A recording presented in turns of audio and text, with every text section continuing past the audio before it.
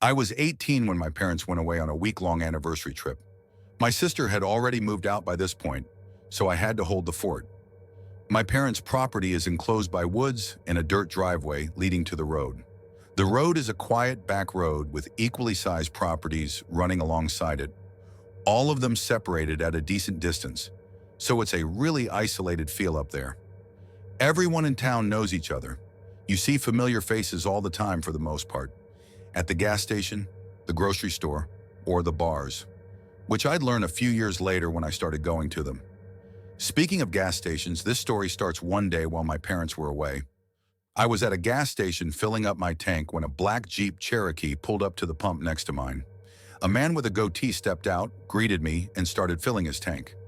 In that town, it was normal for strangers to greet each other like that. He had his nozzle locked into the gas tank, and then he walked around to my side of the pump and went, "Excuse me, do you know how to get to the interstate from here?" I helped him to the best of my ability. He pulled out a notepad and started writing down the directions I gave him. Very odd how he wouldn't just do that on his cell phone, like anyone else would. He thanked me and asked if I was from the area. I said, "Yeah, I grew up here." And he said he was from out of town. He didn't specify where. He then went back to his side and put the nozzle back in the pump. He then asked my name as he said, "It's nice meeting you." I said, "My name's Kate." He said, "What a lovely name," and then got in his car. As I got into mine, I drove out first and turned left to go up the road back home. It was only a few minutes of driving before I was approaching our turn into the driveway. I slowed down, put my blinker on, and then turned right onto the property. It was at that moment that I noticed the car behind me was that same black Jeep Cherokee. He passed me as I turned into our driveway. He went the complete opposite way I told him to go to get to the interstate. As he passed me, he didn't slow down or anything, so it seemed that maybe he just forgot the directions I gave him and went the wrong way. I let myself inside and went about the rest of my day doing whatever. I think it was that night that I was going out to meet up with my friends when I stepped outside, walked to my car, and heard the sound of footsteps nearby. Like I said, the house is enclosed by woods, and this was in the middle of the summertime. It could have been any number of animals, so I didn't investigate. I just got in my car and left. But when I got back home hours later and walked from my car to the house, a man's voice from out somewhere in the woods called out, "Kate!" I got the chills as I looked around and then, in a panic, rushed open the front door. I slammed it shut and sat on the couch to breathe.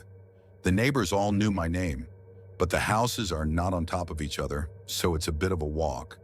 And there was no reason for one of them to call my name like that, like a creep, and not identify themselves. I decided to call my parents to tell them, and their explanation was it must have been one of the neighbors, and they'll probably knock on the door. I didn't tell them about the encounter at the gas station. The next day, which was a Saturday, I stayed home most of the day. Later that night, I once again was going out to meet with my friends. After getting ready and everything, I went outside, and as I was walking to my car, I heard loud and clear from the not-so-far distance, someone call Kate again. This time, I didn't wait a second. I ran back inside the house and locked the door. Again, I called 911, this time texting my family while doing so. After 2 cops showed up to the house, they looked around the perimeter of the property with their flashlights, then came back and said to call again if this persisted. I didn't feel much better after this. It's not really like they did much. I refrained from going outside until the next day when I had work. I was a server at a nearby restaurant. I was working a late shift. I left the house in broad daylight, paranoid to hear that voice again. Thankfully, though, I didn't. Maybe seeing the police car finally scared them off. After many hours at work, I was ready to go home and collapse into bed. I pulled onto the property, parked my car out front, and walked to the front door. I stopped when I heard the sound of footsteps again. It didn't sound like an animal's footsteps, though. I stood on the front deck for a second, waiting, and then that familiar voice yelled out again, saying, "Kate, don't call the cops on me again, cutie." I yelled out, "You need help, you're sick," and let myself inside. I called the cops once more. The cops came again, searched the perimeter again, and left. My parents told me I should stay at a friend's house for the night. I couldn't agree more. They would be back the following night, So after that, I would feel much safer being there. My friend Alex told me I could stay with her that night, so I packed a bag and was ready to go. I checked out the windows first to make sure the coast was clear. I then went outside, locked the door as fast as I could, and ran to the car. As I turned the key in the ignition, I heard something right to my left. Right outside the driver's side door was a man wearing a face mask trying to open the door. I couldn't even scream. I felt like I was choking on air. As I put the car in drive, he started hitting the glass with his elbow. I looped my car around on the grass and sped down the driveway. I turned right up the road and didn't stop until I got to Alex's house. I was hysterically crying the whole drive there, as I had Alex and her dad on the phone with me. He said he would have come and picked me up had he known the situation. We called the police together for a third time in total. A couple of officers went to my parents' house to investigate again and make sure no windows were shattered or anything. One officer came to Alex's house, where I once again gave my description of what happened. This was probably the most action these cops had seen in a long time in this quiet town.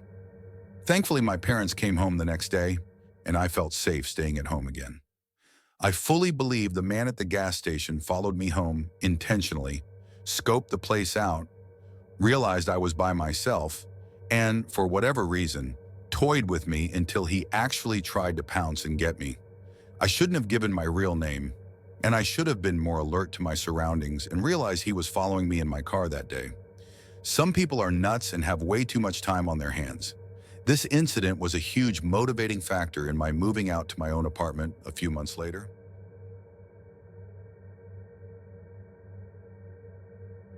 I'm a big hiker. I was doing some hiking in Utah during a cross-country trip I was taking after breaking up with who I thought was going to be my fiancée. Long story short, I caught her messing around with one of my closest friends. Total betrayal on both sides. I was 31. Utah was actually one of the states I was most excited about passing through. There are some great forests out there that I think every hiker would dream of exploring. I had picked Wasatch Keys National Forest as my Utah destination because I had heard a lot of great things about it. One of its biggest upsides for me was that it had a lot of secluded areas that I could easily access. I prefer hiking alone, so bustling trails swarming with people aren't really my thing. I picked an unnamed area of the forest and drove my car as far down a narrow access road as I could. I parked, stepped out of my car, and took in my surroundings. I geared up and checked my phone. No service, just the way I like it. I made a mental note of my starting point and began the trek. I know hiking alone in uncharted territory is dangerous, but I don't have as much fun following a designated route. I always download a digital map of wherever I'm planning to explore. A lot of people don't realize that your phone's GPS still functions without service. I know what you're probably thinking, but no, I didn't get lost. I wish I could say that's what this story's about. The reality of what happened to me is something I'm still trying to wrap my head around. My destination was a lookout point at the summit of a mountain, about 3 or 4 miles away. The terrain was pretty tough, so I was only clearing about 1.5 miles an hour. About an hour into my hike, it started raining lightly. I hate hiking in the rain, so I turned around, retracing my steps. Eventually, I spotted my car in the distance, relieved that this failed outing would soon be over. But when I reached my vehicle, I was met with a horrifying sight. All 4 tires were slashed. Fear started to set in. There was no way all 4 tires had been coincidentally punctured. This was deliberate. I scanned the forest in every direction but saw nothing. I listened as carefully as I could, but the sound of rain drowned out any clues. I weighed my options. Without cell service, I was basically screwed. I needed to find high ground to get service and call for help. Walking back 20 miles down the access road to civilization seemed like a bad idea, so I decided to head back toward the woods and try for the summit. About halfway to the summit, I heard a faint rustling behind me, about 40 yards away. The sound started and stopped in tandem with my movements. I didn't want to turn around and look, so I picked up the pace, thinking I could outrun whoever or whatever was following me. The sun was setting, casting eerie shadows over the forest. The rain was still falling, and my nerves were on edge. After putting some distance between myself and whatever was stalking me, I glanced over my shoulder. I didn't see anything, but someone could easily have been hiding behind the countless trees. I finally reached the summit, and by some miracle, there was cell service. I didn't waste a second and called the police, telling them where my car was and that I suspected I was being followed. After hanging up, I realized I still had to navigate back down the forest before dark, avoiding whoever had been stalking me. I decided to take a semicircular route back to my car to avoid walking straight into a trap. Things were going well until I heard a twig snap to my left. I turned but saw nothing. A few minutes later, I heard another sound, this time from behind. My blood ran cold. It wasn't just one person. There were multiple people out there. I started jogging, and soon I stumbled upon a makeshift campsite tucked away in the woods. 12 logs arranged around a campfire. Someone had been here recently. I jogged past it, glancing behind me every so often, and then I saw it, a foot disappearing behind a tree. That was it for me. I broke into a full sprint. The sounds around me grew louder as I ran. They weren't trying to hide anymore. I kept running, terrified to look back. When I finally did, I saw at least 6 people, all dressed in white, chasing me. My car wasn't far, and I pushed myself harder than ever before, feeling like my life depended on it. Just when I thought I couldn't run any further, I saw a police officer next to my car. I collapsed, barely able to catch my breath. When I turned around, the people who had been chasing me were gone. The cop told me he'd already called AAA. After giving him a full report, the officer told me something chilling. Apparently, Utah has a large population of Mormons, and it's not uncommon to encounter isolated groups in the woods. The forest I was in had a history of cults and religious groups. He believed I had stumbled upon one of these groups and warned me that I was lucky to escape unharmed. To this day, I still think about that experience. If they were mad I was on their land, why not just tell me? Why stalk and chase me through the woods, especially after slashing my tires? It's something I'll never fully understand.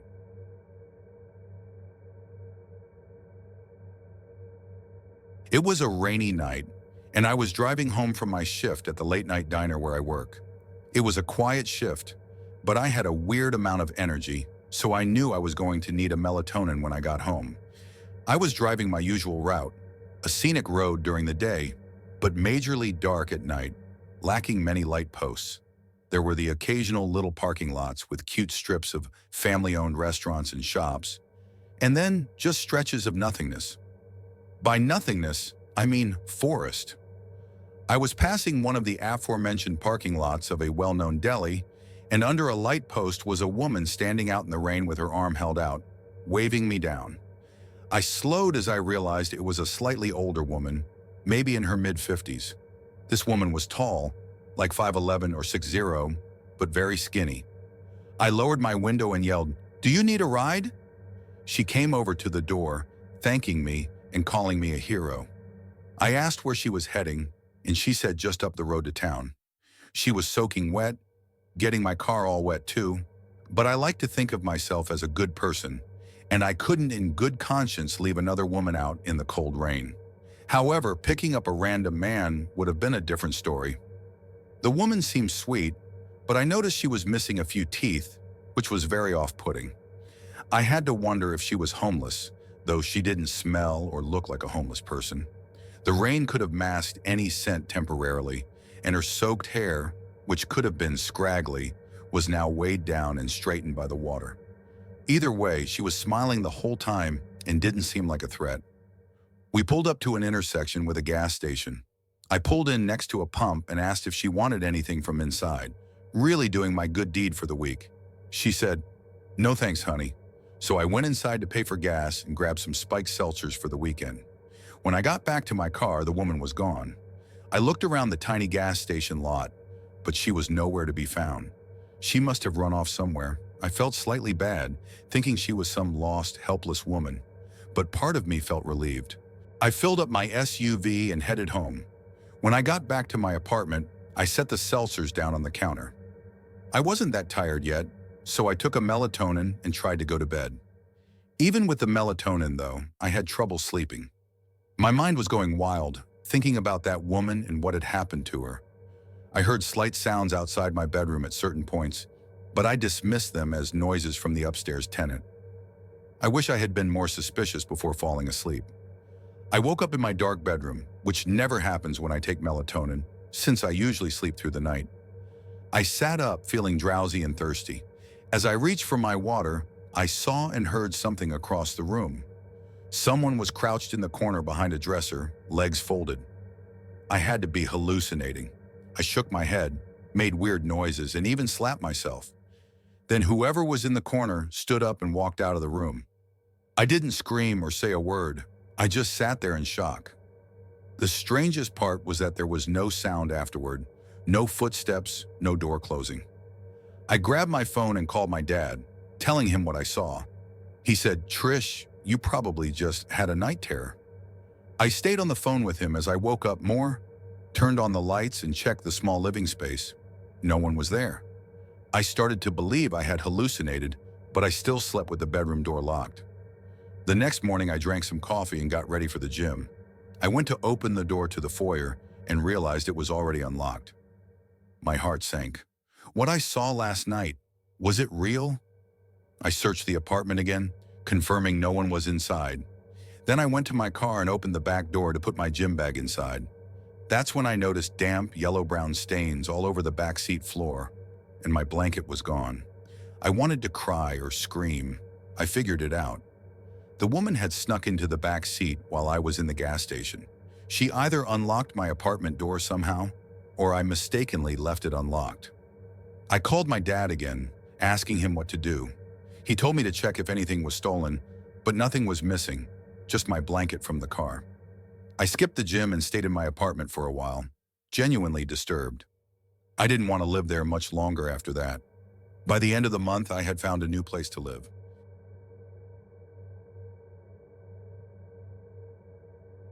This happened a few months ago, and I don't know why I agreed, but I decided to go with my friend Michael to a house party he was attending during our first year of high school.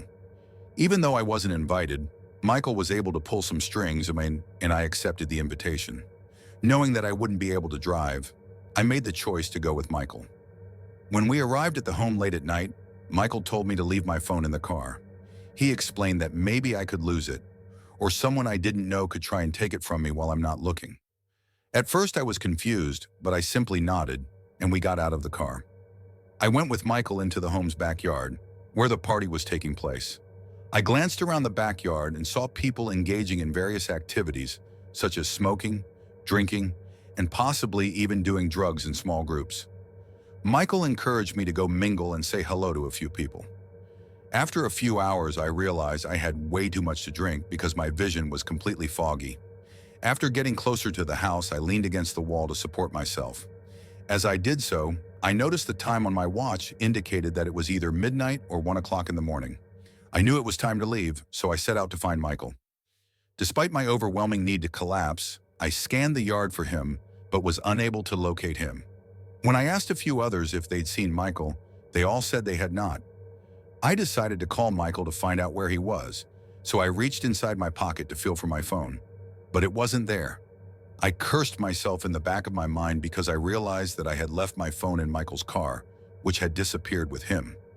I realized there was only one way to get home, which was walking, because I remembered my house wasn't too far from this one.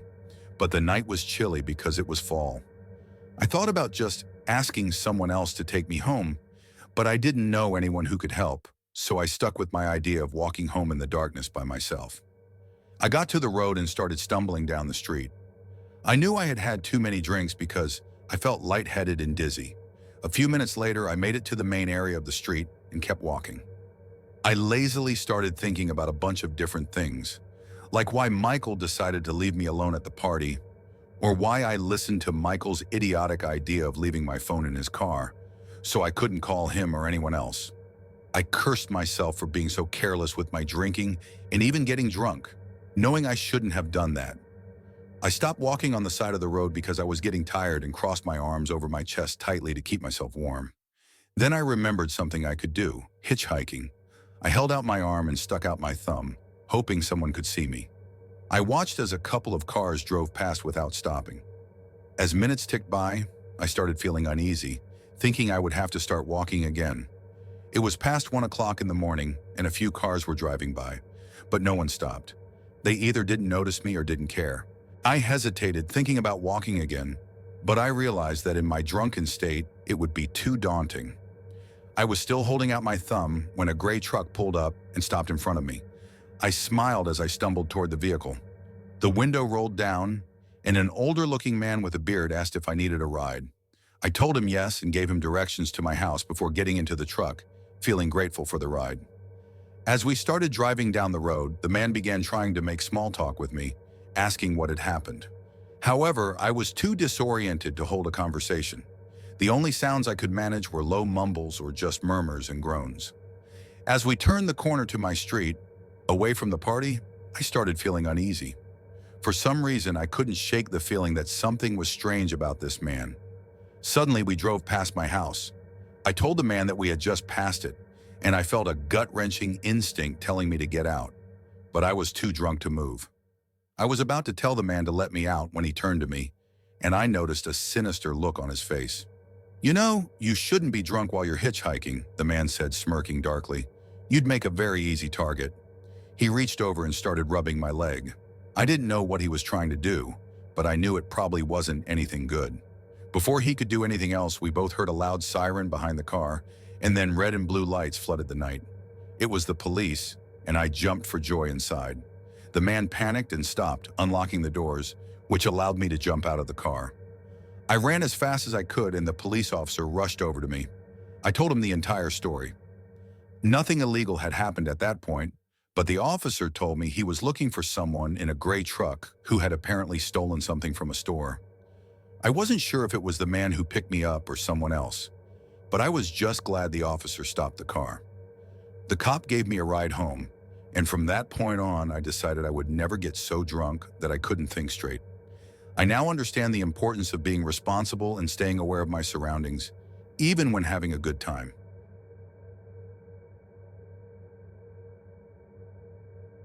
I was at a ripe young age where being left home alone was exciting. I was around 13, and my parents had just recently started entrusting me to be home alone overnight. The only condition was that I couldn't leave the house or have anyone over. But I was fine with that. Something about being able to blast my music or video games without my dad yelling at me was just exhilarating. To make things even better, it was a rainy night that turned into a thunderstorm. I sat outside for a while watching the thunderstorm, as I like to do. I've always loved thunderstorms, as they just make staying in so much cozier. After a while of watching the storm, I moved my Xbox from my room to the downstairs den, where my dad's huge flat-screen TV with the Bose sound system was. The only time I'd get to game on there was when I was home alone, and I loved it. The den was a half flight of stairs down from the living room level and was level with the backyard, so the backyard door was in the den. I'm describing the house in past tense because I moved out, but my parents still lived there. I was playing Black Ops in the den with the volume blasting. I was playing online multiplayer in a party with my friend Cody. I had a crappy old headset, which only let me hear the other people talking in the lobby. For 13-year-old me, it was the perfect night until something interrupted my peace. The sound of the doorbell. It was past 9 by then. I told Cody the doorbell rang, and he said I should check who it was. I wondered if it was my parents back home early, but they had the keys, so they wouldn't ring the doorbell. I hid in a spot in the game where I wouldn't get killed, then went upstairs to the front door and asked, "Who's there?" I didn't realize how much of a mistake that was. A male voice on the other side said, "I need to use a phone." I didn't know what to do, so I didn't answer and went back downstairs. But it was too late. The damage was done, and I let whoever was out there know I was home. I told Cody about it, and he simply said, "Yo, what the f-?" He agreed that I shouldn't open the door, but then the doorbell rang again. Cody said to ignore it. That was the last time I heard the doorbell, and after a while I relaxed again, thinking whoever was out there had left. I can't explain the roller coaster of emotions I felt that night. One moment I'm on edge, and the next I'm relaxed and back in the fantasy world of my game. Then just as I was most at ease, I heard something to my right. When I looked, I saw the back door closing and some tall man stepping inside. It wasn't my dad, it was a stranger. I dropped the controller and ran for the office door. The cord to the headset quickly ripped out of the controller. I made it to the office and slammed the door shut. I'm not exaggerating when I say the second I locked the door, The door handle shook aggressively as the man tried opening it. The office had two doors, one that led to the den and one that led to the garage. My only chance to escape the house was through the garage, but before moving I stood still, waiting for something to happen. Seconds felt like minutes. The man knocked on the door and said, "Little boy, I just need to use your phone."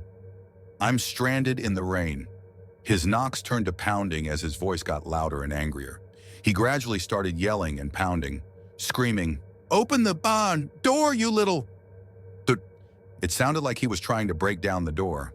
I had no choice but to go through the garage. I pressed the button to open the garage door, which was loud and slow, and I prayed the man wouldn't hear it. As soon as it was up about halfway, I crawled under and ran through the storm a few doors down to my neighbor Julian's house. I knew Julian well because I used to play with his dog, Copper, when I was little. I heard Copper barking as I rang the bell, looking back at my house, hoping not to see someone following me. Julian opened the door and I ran into his arms, begging him for help as his wife came out of the kitchen in confusion. When I told them about the break-in, their demeanors instantly changed. Julian called the police and they came to my parents' house. It was a long wait before the police arrived. After they spoke to me, they asked which door was unlocked. I told them it was the garage door. A few officers went inside, and after about 5 minutes, they came out with a man in handcuffs. They made sure he didn't see my face. After he was in the police car, they asked if I knew the man, and I said no. Of course, I didn't know him. He had been telling the officers that this was his house and that I was his son. I could tell he was either drunk, high, or just generally crazy based on what he was yelling and the way he acted. He was taken to jail, and my parents had to be contacted to decide how to proceed. They pressed charges. His name was John McCarty, and he was charged with criminal trespass. It didn't make me feel safer knowing that one day he'd be out and know where I lived. Thankfully, it was just a random encounter. I don't believe he specifically targeted me or my house, so when he was eventually released, he didn't come back.